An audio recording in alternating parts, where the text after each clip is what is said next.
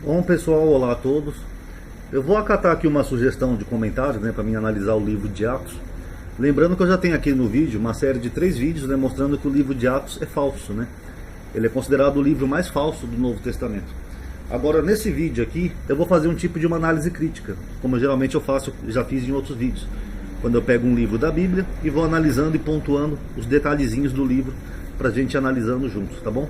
E só lembrando também que eu estou fazendo um esboço sobre a Trindade, tá? E eu estou pensando em fazer ao vivo, através de lives. Eu só não sei quando ainda, mas eu vou decidir aí. Eu vou fazendo assim, em partes também, que ele ficou bem comprido, bastante extenso, tá bom?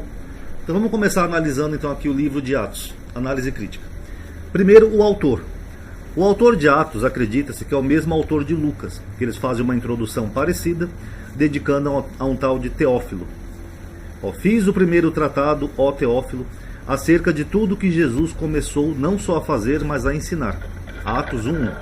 É parecido com Lucas aqui, Pareceu-me também a mim conveniente de escrevê-los a ti, ó excelente Teófilo, por sua ordem, havendo-me já informado minuciosamente de tudo desde o princípio. Então, acredita-se que o autor dos 2 livros seja o mesmo, tá?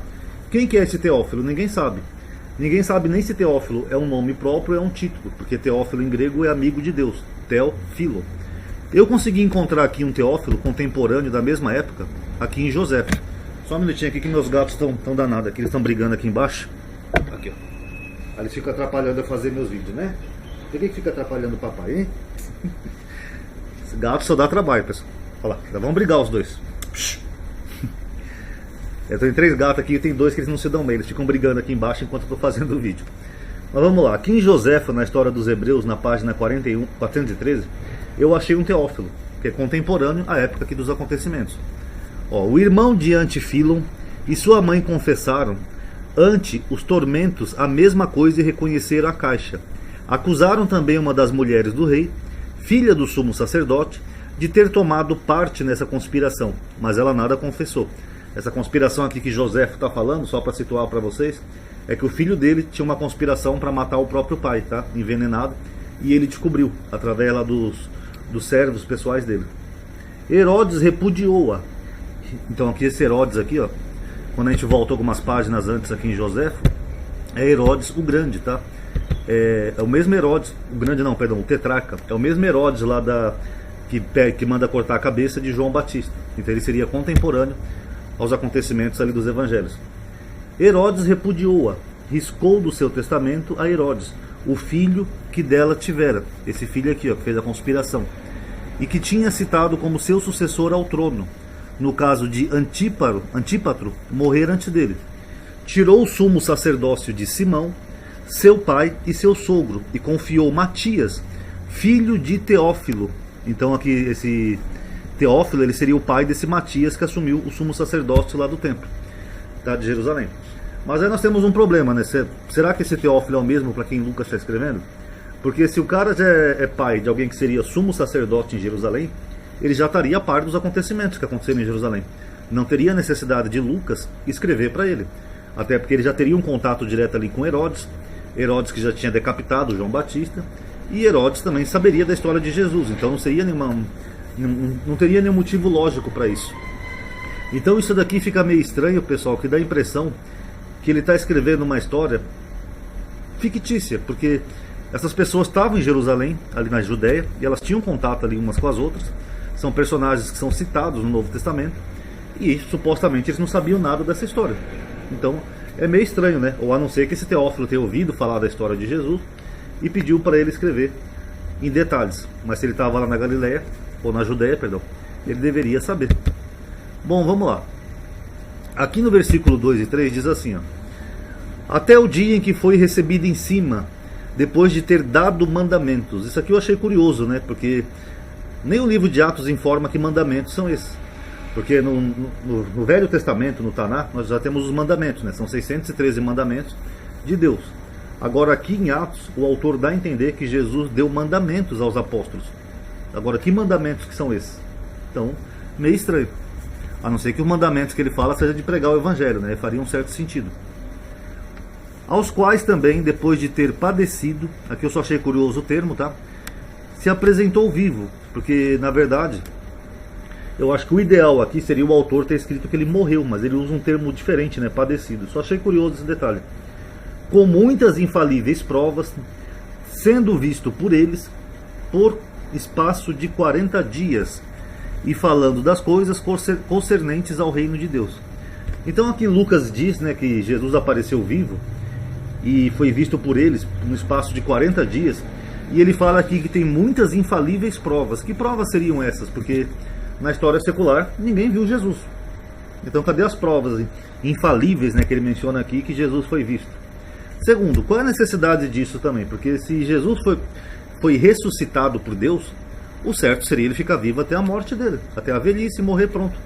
Então que ressurreição maluca é essa, que a pessoa é ressuscitada, o corpo todo é restaurado lá dos mortos, né, tudo, para ficar fazendo pequenas aparições por 40 dias e sumir? Isso é uma ressurreição?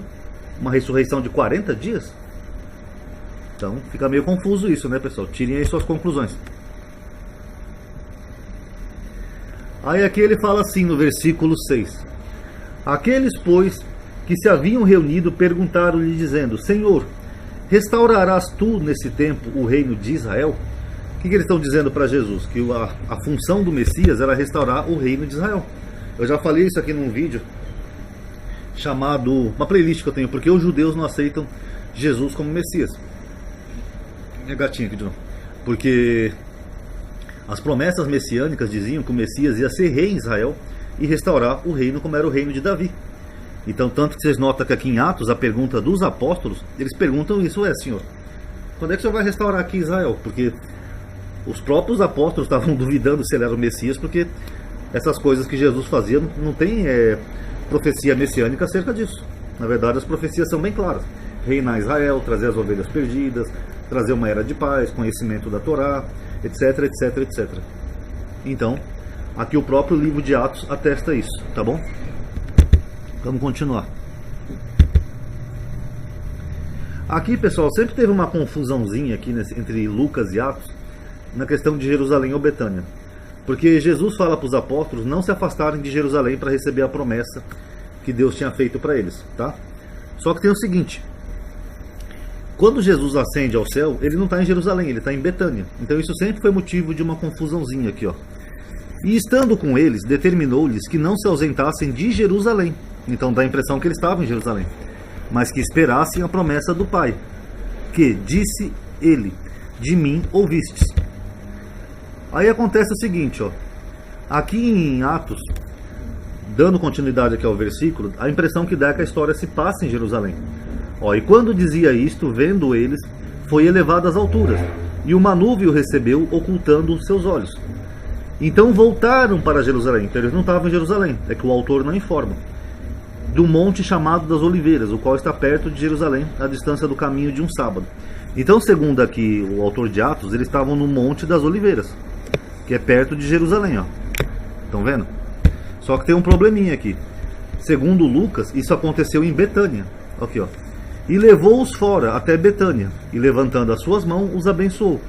E aconteceu que, abençoando-os ele, se apartou deles, foi levado ao céu, e adorando-o, eles tornaram com grande júbilo para Jerusalém. Então, se o autor é o autor dos dois livros, que nós vimos aqui no começo, ele faz uma confusãozinha aqui, né? Que uma hora ele situa essa ascensão de Jesus em Betânia, e outra hora aqui no Monte das Oliveiras. Então, ficou meio confuso isso daqui. E tem mais um probleminha aqui. Por que esses dois homens não estão ali no final de Lucas? Se Lucas ali no final do evangelho dele, ele está mencionando que Jesus ascendeu ao céu, por que ele omite o que ele coloca aqui em Atos, ó? E estando com os olhos fitos no céu, enquanto ele subia, eis que junto dele se puseram dois homens, vestidos de branco, os quais lhe disseram: Homens galileus, por que estáis olhando para o céu? Esse Jesus que dentre vós foi recebido em cima no céu, há de vir assim como para o céu vistes ir. Então esse adendo que tem aqui em Atos, por que ele não colocou aqui no final de Lucas, já que seria uma coisa importante? Porque aqui em Lucas, olha como é que ele termina o evangelho, ó. E adorando-o, eles tornaram com grande júbilo para Jerusalém. Pronto. Cadê os homens aqui, ó, nesse quadradinho aqui da minha direita, no caso? Cadê os homens aqui? Então, curioso, né? Só em Atos aparecem elementos que não estão aqui, tá?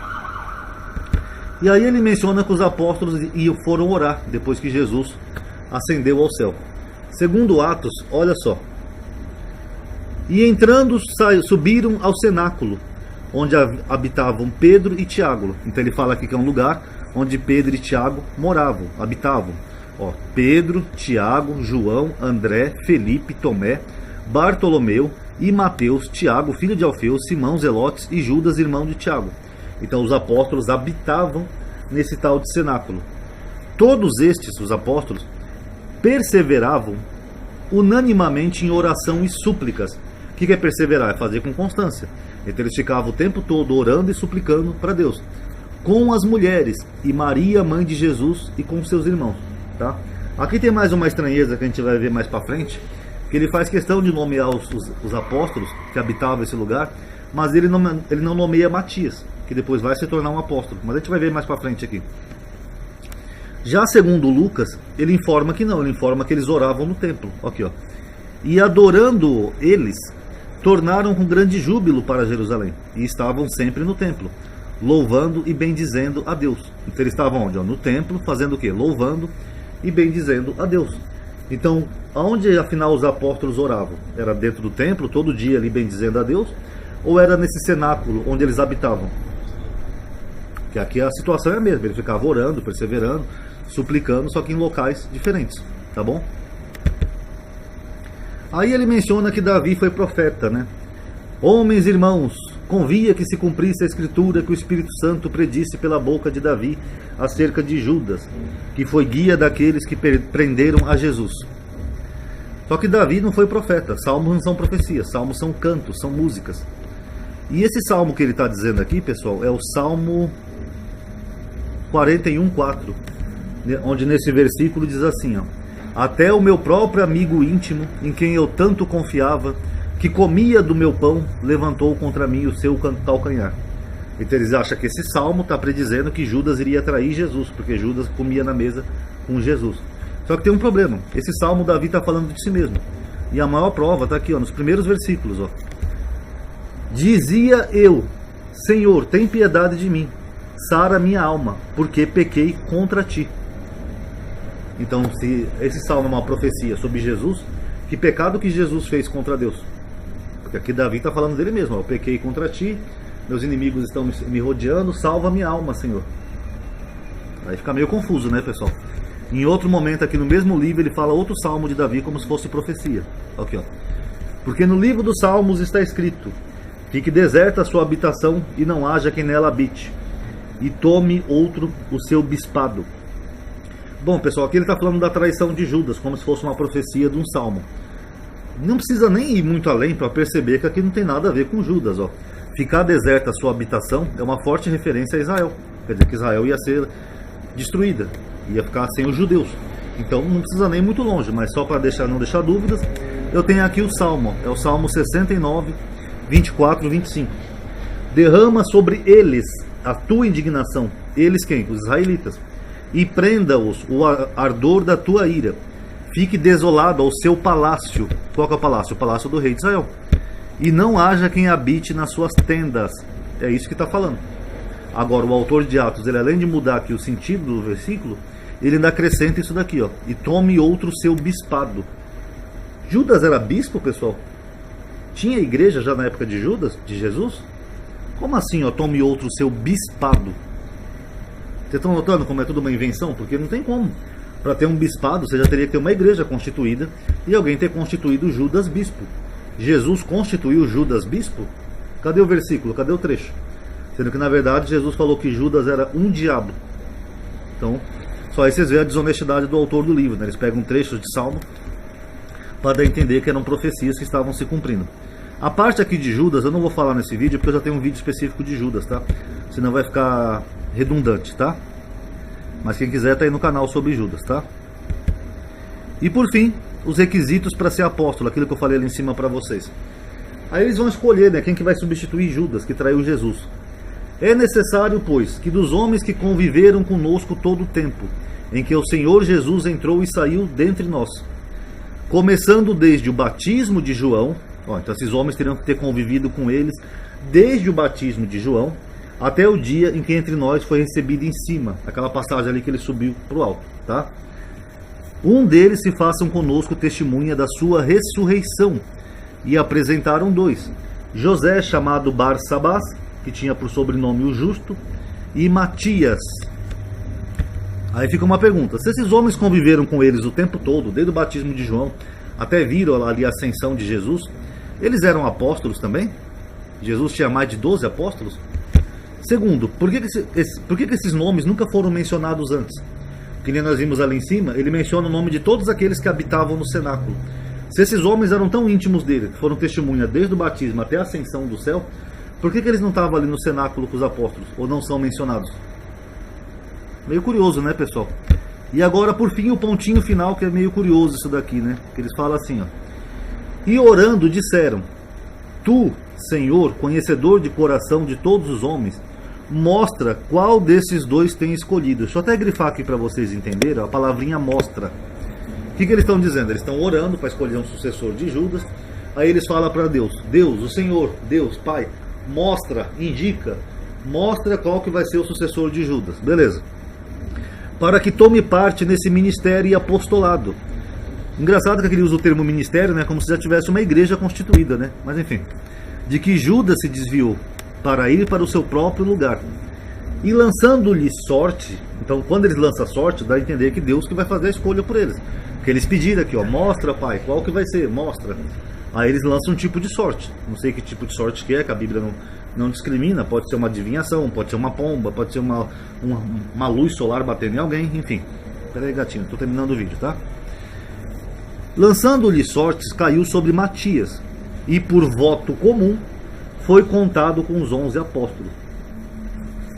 Peraí, voto comum? Então, se os apóstolos votaram para escolher Matias, por que eles pediram aqui para Deus mostrar e fizeram algum tipo de rito chamado aqui lançar sorte? Era um voto comum aqui, ó, voto comum. O termo comum, inclusive, mostra que não tem nada de sobrenatural. Olha, que nem uma eleição aqui no Brasil, a gente vota nos nossos candidatos. Ué, então para que ele fala aqui para Deus mostrar e esse negócio de lançar sortes? Se a decisão ia ser de voto comum. Não faz muito sentido, né, pessoal? Então tá aí, essa é a primeira parte, tá? Depois eu vou continuar aqui o esboço. Esse aqui é o capítulo 1 de Atos, tá?